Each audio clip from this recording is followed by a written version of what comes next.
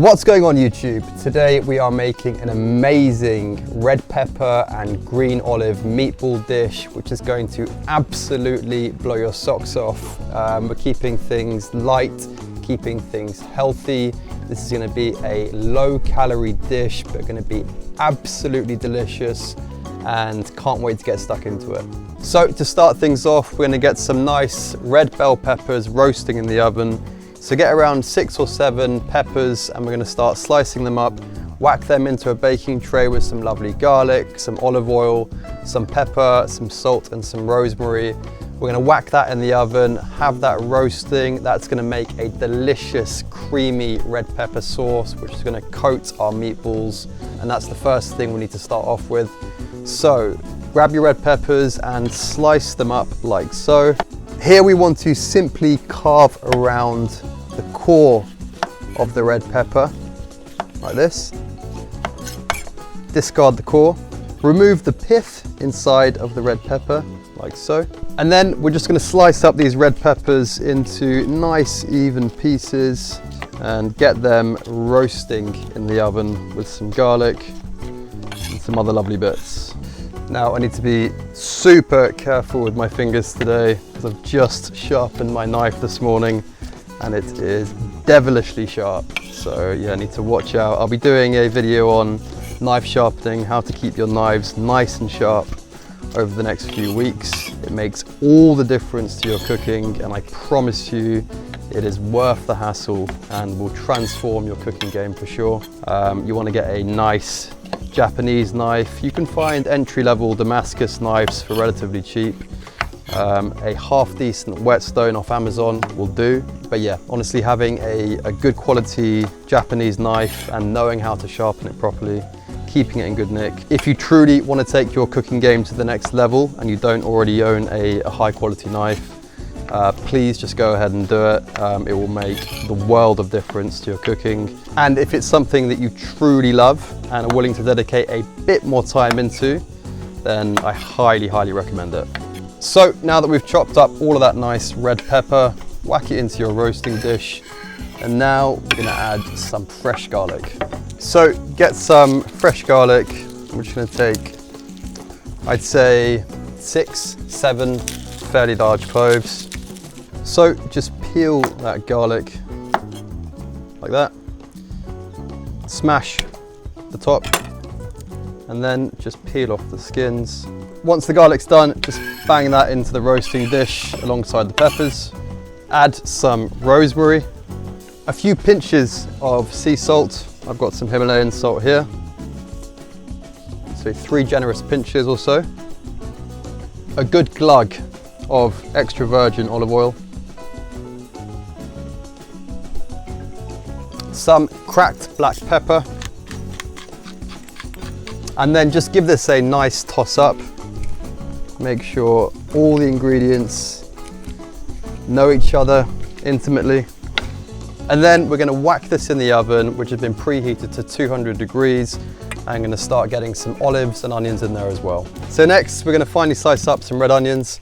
I'd say 2 large or 3 medium-sized red onions. Take the tops and bottoms off. Take the first layer of the skin off. Finally slice these up. This then goes into our new roasting tray. And here I've just got some nice green olives from my local deli counter.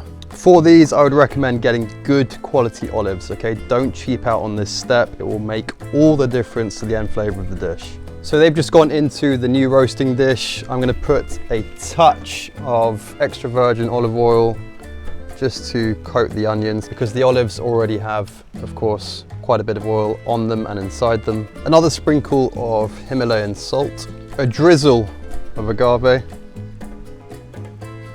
and then simply toss these up nice and properly.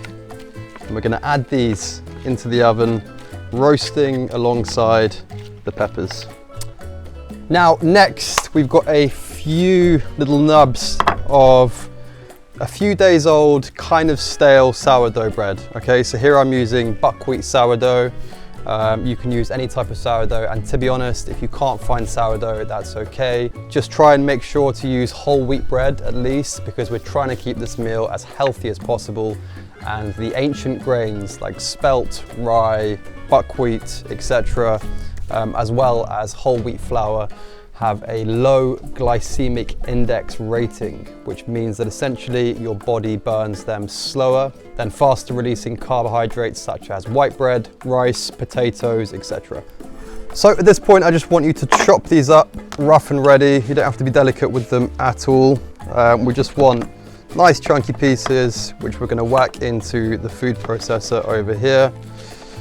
So nice rustic pieces like so. If you want, you can chop it up a bit finer. It's not going to make any difference because we're going to mash all of this up in the food processor anyway. So once you've chopped all of these up, we're going to bung them into a food processor, and then we're going to add some milk. Now I'm using low-fat dairy milk here, but you can use any milk you like. If you prefer to use an oat milk, that is fine. Just make sure to cover the bread evenly and make sure it's all fully submerged.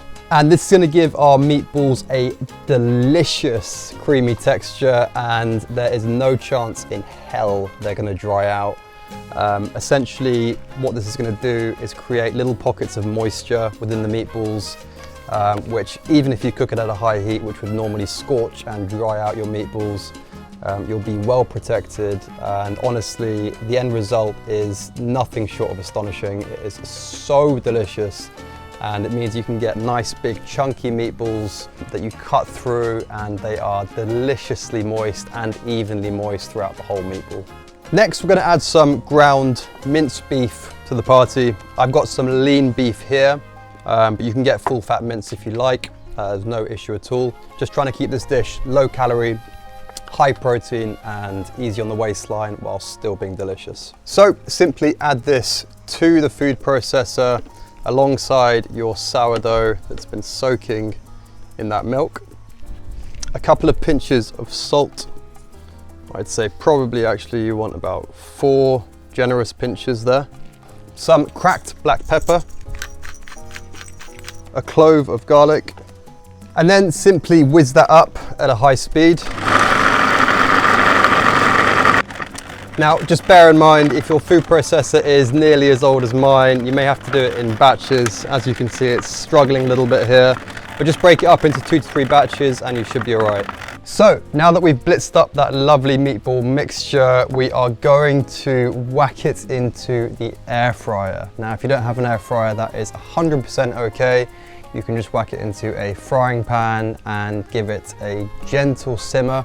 You don't want to cook it on such a high heat, okay? You want it sort of low to medium. You can start off the pan high, but then you want to bring it down to that sort of medium mark, even going into the low territory, which is going to give you a much more juicy and soft end result. But in the same vein, if you do have an air fryer, please go ahead and use it. These are going to give us some delicious golden brown crispy meatballs.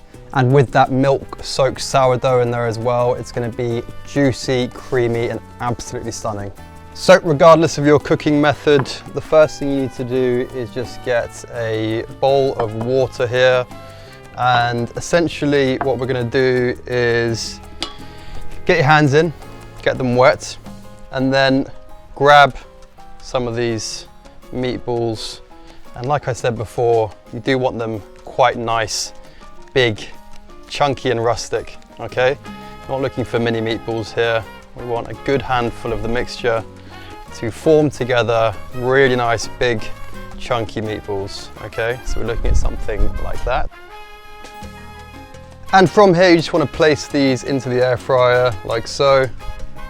And we're aiming for around 9 big meatballs. Okay, so 3 rows of 3. So in between each ball, go back to the water and wet your hands. And this is just going to stop the mixture sticking to your hands. If you skip this step, you're going to have meatball mix all over your hands and fingers, and you won't be able to properly form the balls. So now that you've done your meatballs into the air fryer, you're looking at something like this. Now I'm just going to give these a light spritz with sunflower oil. You can use extra virgin olive oil, vegetable oil, etc. I've basically just bought one of these from my hardware store and filled it with sunflower oil. Please go ahead and do this. It's super easy, super inexpensive, and you can start coating your veg, fruit and meat with very light amounts of fat. And please, whatever you do, do not buy the store-bought aerosol cans. They are awful for you, contain loads of chemicals and loads of nasty bits you do not want on your food. It's very easy to do this, super inexpensive, and yeah, an absolute no-brainer. If you don't have one of these, that's also fine. You can just go ahead and give it a light rub or brush with some olive oil. So that's now going to go into the air fryer at 190 degrees Celsius for around 25 minutes. We will turn them over once halfway through and they will come out beautiful, golden and crispy. So the meatballs have gone into the air fryer, 190 degrees for 25 minutes. We've still got about 10 to 15 minutes on the red pepper, green olives and roasted onions. So for now, we're just going to do a quick tidy down and put our feet up for 10 minutes and wait until the red peppers are nicely roasted so we can make our sauce.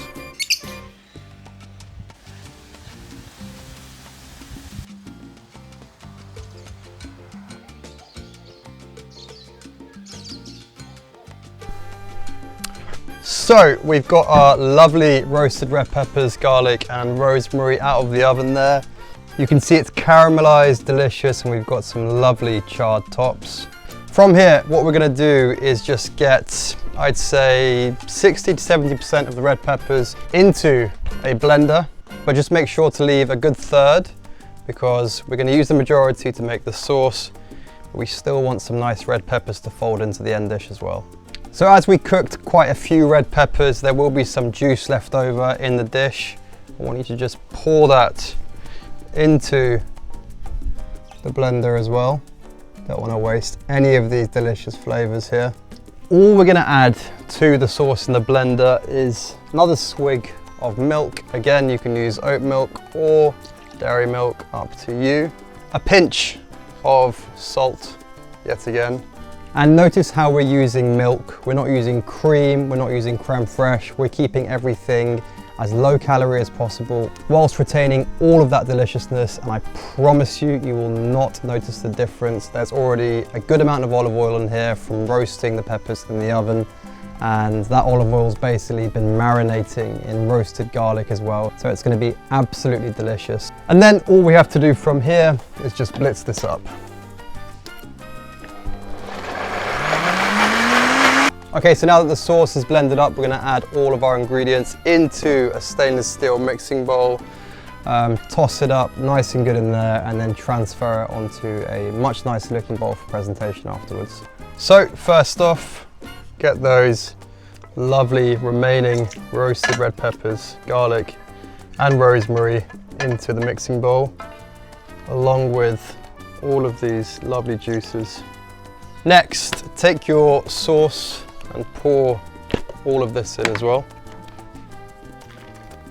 Now we've just got those lovely roasted green olives and onions, and as you can see, they are deliciously golden and beautiful. These are stunning, and I promise you, those finely chopped, now caramelized onions with the agave, the garlic and those crispy roasted green olives are going to add all the flavor to this dish. Now we've just got our meatballs out of the air fryer. And as you can see, they are lovely, golden, crispy and delicious. Then we're just going to mix these up in the mixing bowl. And you can see just how stunning this mixture looks. Look at that. What more could you want? Absolutely beautiful food.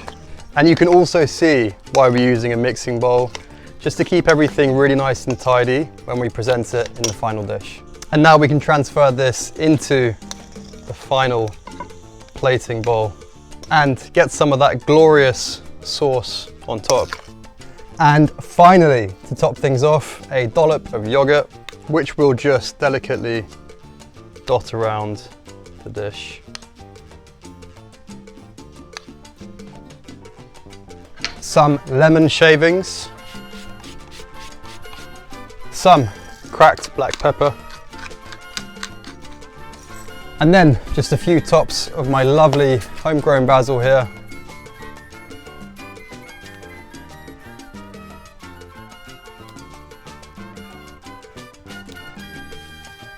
And we are good to go. Just take a look at that, absolutely stunning. For me, this is best served with a toasted wholemeal wrap. You can even brush it with some olive oil to get it really nice and crispy. Or you can go even lighter and healthier and serve with some fluffy bulgur wheat. Either way, you are absolutely in for a treat. So hope you enjoy and see you next time.